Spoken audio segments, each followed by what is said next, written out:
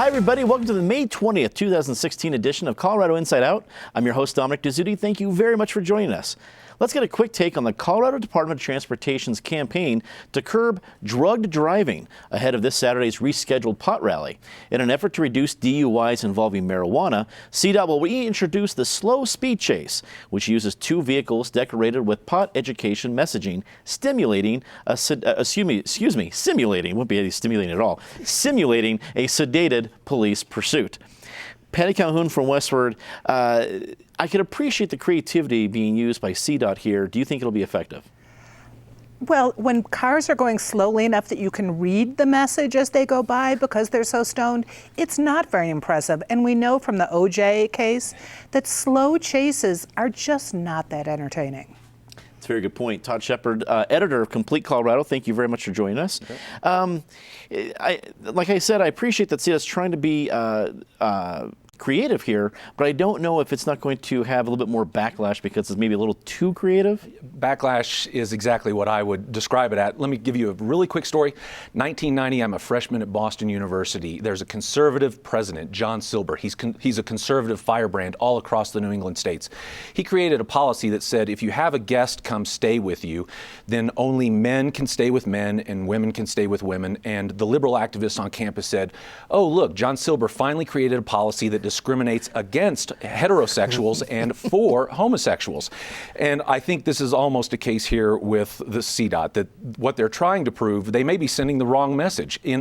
I almost get the sense that if you looked at this real hard and thought about it long enough, the message might be stoned driving, while not okay. Please watch me when I say that. While not okay is not as dangerous as drinking and driving. Mm-hmm. Penn Tate, attorney at QTAC Rock, a longtime state lawmaker. What do you think of this? Is CDOT making, is there a tempest in a teapot here, pun firmly intended? Yeah, with all due respect to CDOT, this is too cute by half. All they have to say is that DUI includes intoxication or under the influence of marijuana and be done. We don't need slow cars riding around with people walking beside them. This is just crazy. And I think it dilutes the message. And I think Todd is right. I think it gives the impression that this sort of DUI is better than drinking DUI. And it's too cute and too silly. Rounding out the panel today, Justine Sandoval, community organizer. Thank you very much for joining us. First time on the show. So when you saw this campaign come up, what were your first thoughts? Well, I appreciate CDOT's efforts in what they're trying to do, but I think they're completely missing the demographic they're trying to reach here with this campaign. It's kind of silly. And I think a lot of the education outreach that they're trying to do and the education money should really be spent on training police officers and people who are actually enforcing these laws within the community. Mm-hmm.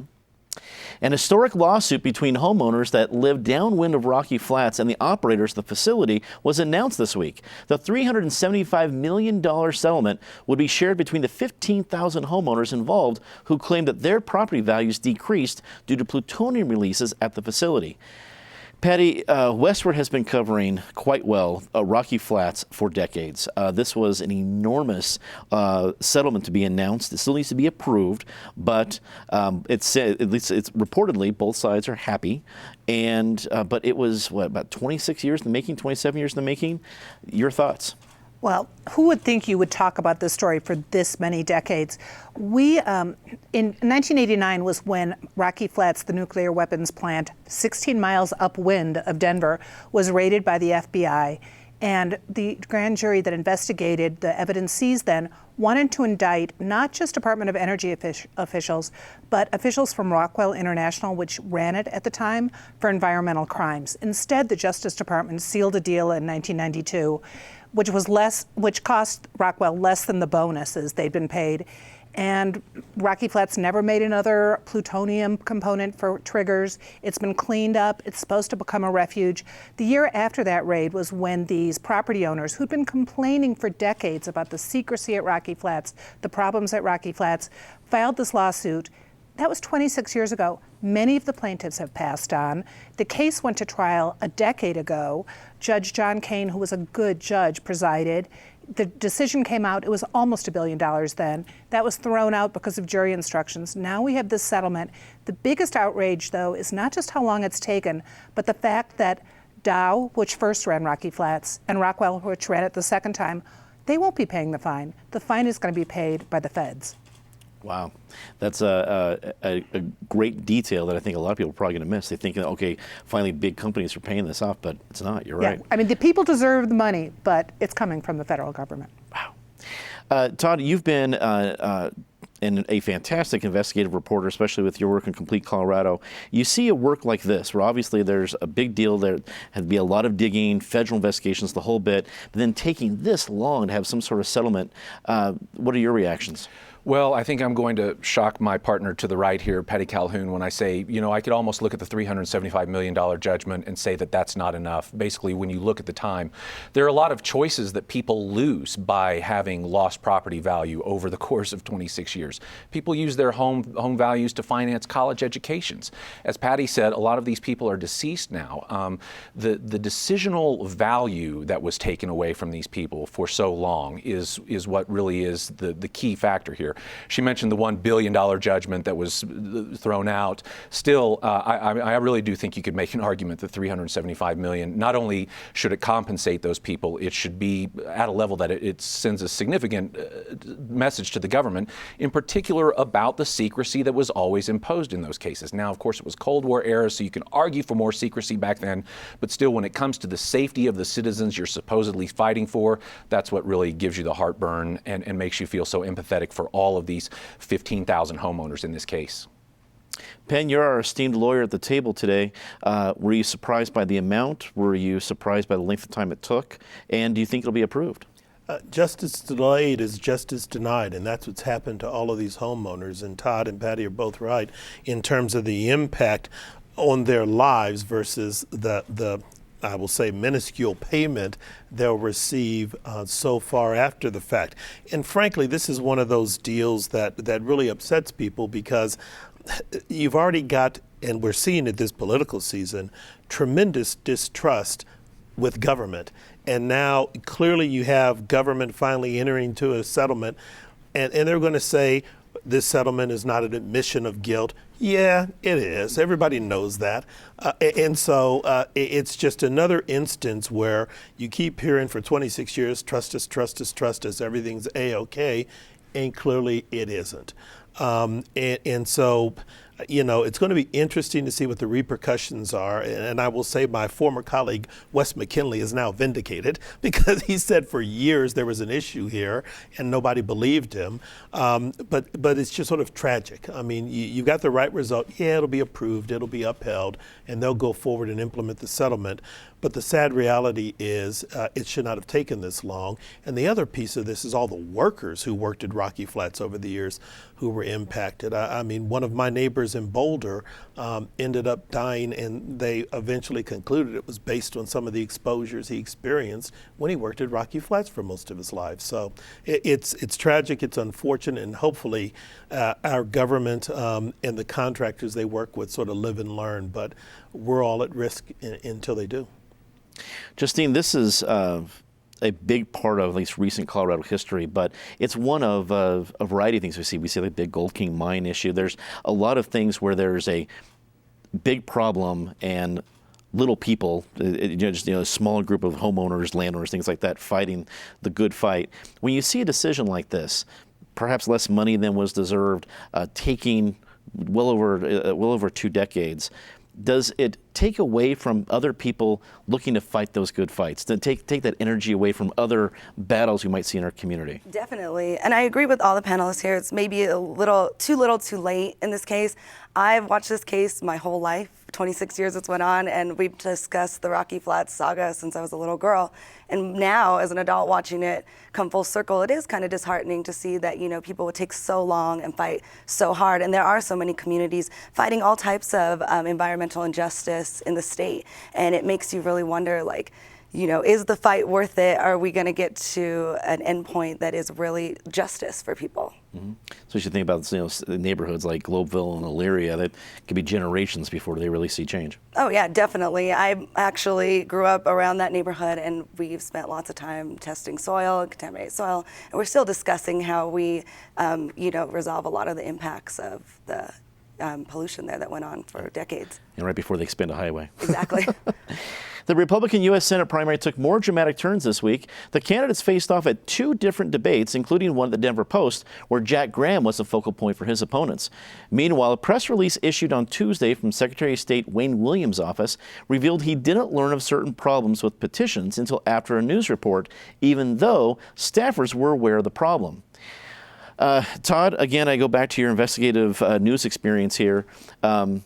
Staffers knew of an issue, and one of the issues we're talking about is a person who's deceased on a petition. So, again, if we're not in the state of Illinois, usually a problem. So, you see all this kind of come out. What's your reaction? My reaction is that petitions aren't the same thing as ballots, and obviously the Secretary of State has a lower threshold for examining those, and in fact they just, the typical method is to sample a portion and to sort of, take that sampling and apply it to the number and then say, okay, it passes or it doesn't. As to these employees that knew, I don't know, and maybe someone at the table can fill me in, did they know that there was actually a deceased, did they know that level? I will say that, the petition process by its nature, it just has to be loosey-goosey. You have to have, almost 1,000 of the booklets. They get taken all over, they get scattered all over the wind. It'd be impossible to stop one goofball, and I'm not saying that that's what happened here, but, there are always going to be goofball signatures like Big Bird, like we saw on who was the Denver, Carrie Houck, and so, you're always going to have these kinds of invalid signatures.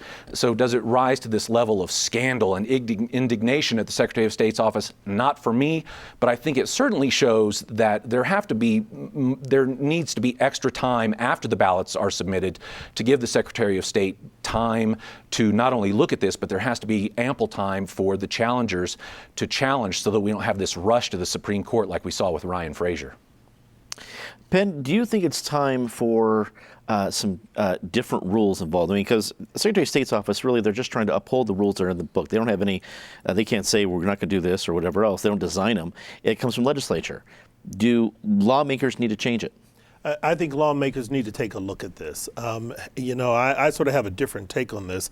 I do think that there is a problem, or at least a concern, in the Secretary of State's office if line staff knew about some issues regarding invalid signatures and that information did not float up, particularly given the tight time frames under existing law to validate signatures, approve petitions, and certify someone has hit a threshold to make the ballot. That information's got to move through the Secretary of State's office much more rapidly.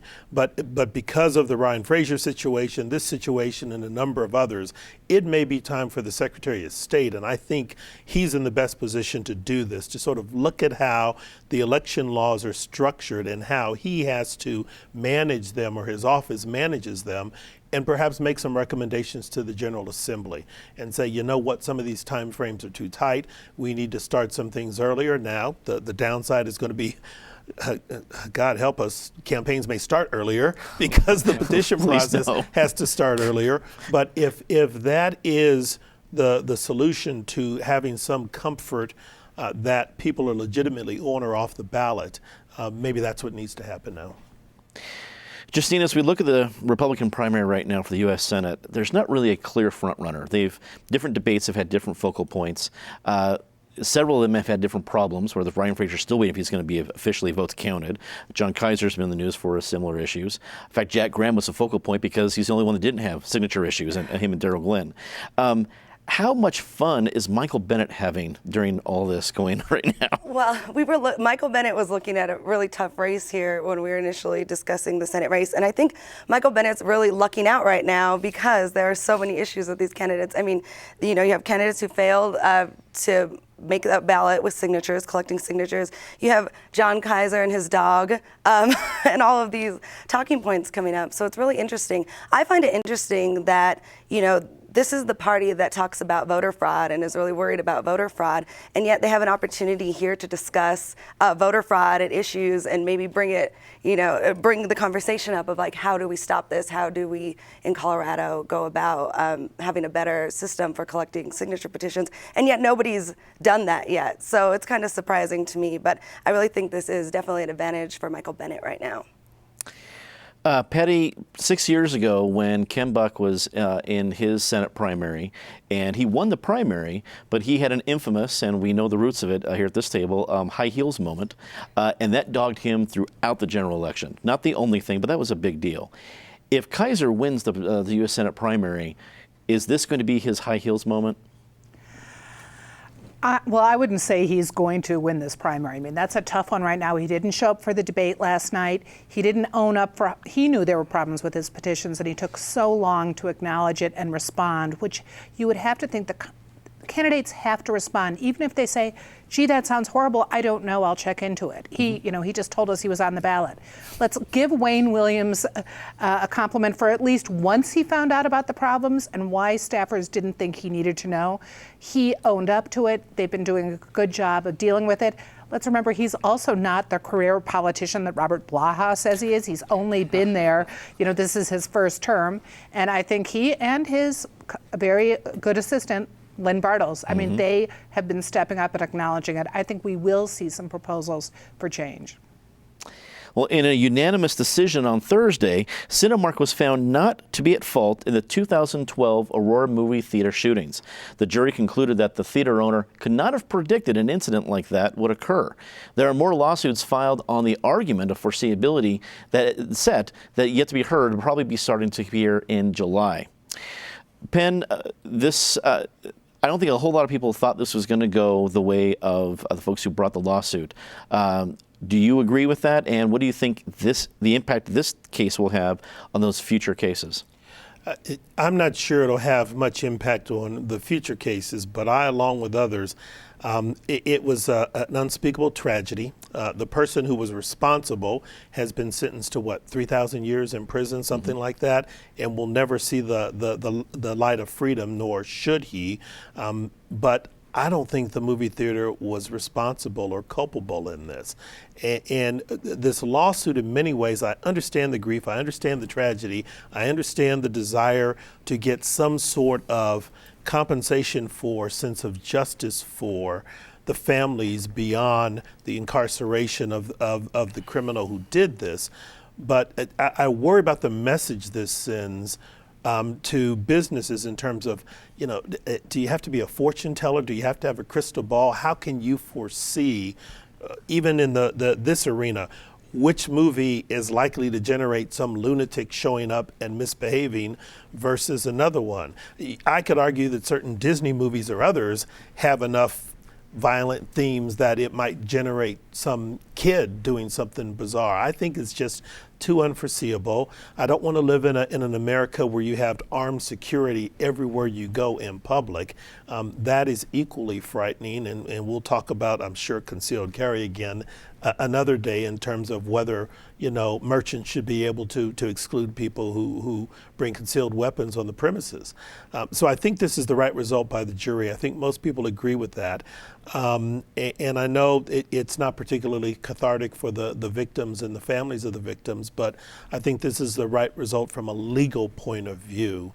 And from a societal point of view, we just can't hold every merchant responsible for every, what I think, unforeseeable opportunity it might give someone to misbehave badly. Justine, out here in the West, I think we have kind of a little more sense of independence and independent responsibility. When you look at the community's reaction to this decision, what do you think it is? Oh, well, this case for me, it's really hard because you want there to be some type of justice for these families beyond the verdict that came out in the case. But really, like, Penn was saying, this is the society we live in now. This is the reality, and we can't predict these things that are going to happen, and we can't predict tragedies. I mean, are we going to go to the movie theater every time and go through airport security to see a movie? Is that really the world we want to live in? And so I agree with the judgment in the case, but I think it really opens up a lot of questions of how we're going to move forward as a society and how we're going to address these type of issues, especially with having freedoms in the West and being able to feel safe at a movie theater. Mm-hmm. Patty, does this decision damper the future efforts we're probably going to see surrounding this case? Well, first of all, let's say no one wants to wait in line for 3 hours to go through security to see any movie. So let's hope TSA cleans it up, and we'll go with that. There's a big difference here between, say, let's look at the Rocky Flats case where there was willing the outfits that were running it, they knew what was leaking. They kept it secret. They knew what was happening.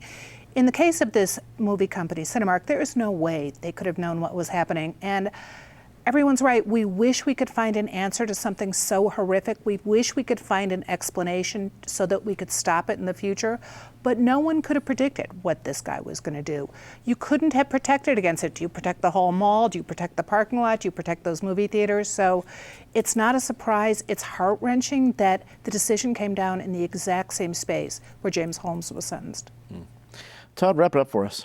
I think everybody here at the table has expressed adequately, and I think Penn did a great job of saying that, just because you agree with this settlement or just because you agree with this opinion doesn't mean anybody in Colorado feels any less sympathy for what anybody has gone through.